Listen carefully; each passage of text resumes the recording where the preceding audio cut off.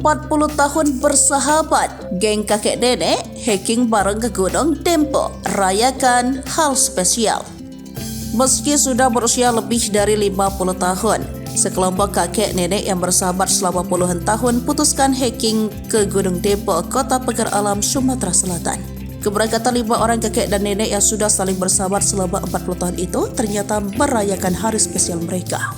Perjalanan selama melakukan hiking ke Gunung Dempo itu pun diunggah melalui akun TikTok Selasa 11 Maret 2024.